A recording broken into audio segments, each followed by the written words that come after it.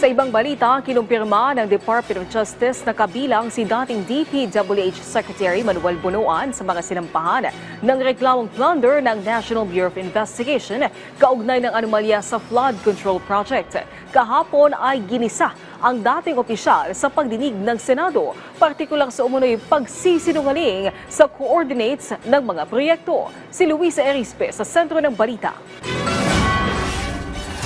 Kauuwi lang sa Pilipinas pero kaliwat kanan agad ang haharaping investigasyon ni dating DPWH Secretary Manuel Bonoan. Isa na rito ang reklamong plunder na isinampa sa kanya ng National Bureau of Investigation sa Department of Justice. Ayon kay Attorney Polo Martinez, tagapagsalita ng DOJ, kasama niya sa reklamo si Senator Jinggoy Estrada. Konektado ito sa flood control projects at hindi basta isang proyekto lang kundi patong-patong ng mga transaksyon, kaya aabot sa 50 million pesos ang halaga ng iniimbestigahan. Bukod dito, binakbakan din si Bonoan sa Blue Ribbon Committee ng Senado hinggil sa aligasyong sinadya niya ang pagsusumite ng maling listahan ng grid coordinates. Pero ipinaliwanag ng dating kalihim, hindi niya ito sinadya at bumase lang siya sa listahang ibinigay sa kanya nang yumaong si dating Yusek Catalina Cabral.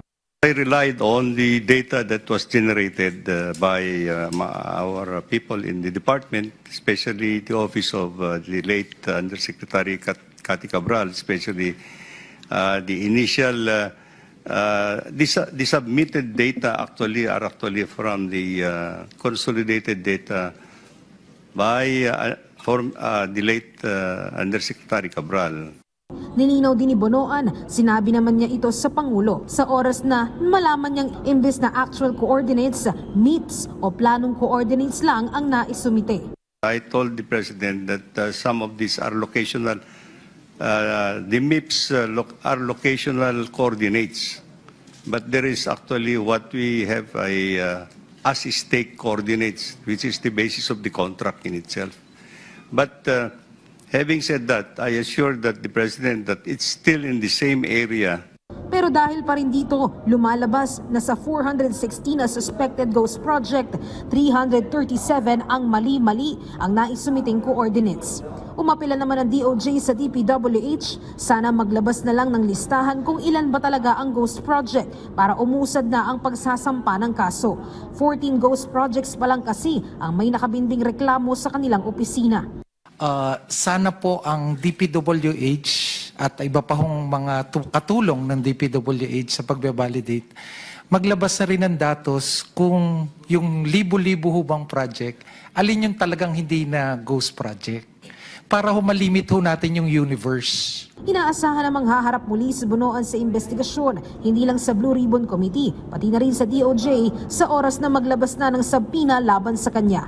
Samantala, sa pagdinig naman ng Senado kahapon, nagbabala si Senate President Pro Tempore at Blue Ribbon Chairman Panfilo Lacson. Hindi uubra ang ingay lang sa mga investigasyon. Dapat maglatag ng mga konkretong ebidensya, lalo na sa investigasyon sa flood control. As the chairman of this committee, I say to you, shut the F up. Your noise will not silence the truth. Neither does it provide any help in our investigation. Your noise cannot convict and won't even indict the malefactors in this flood control mess. Only evidence does.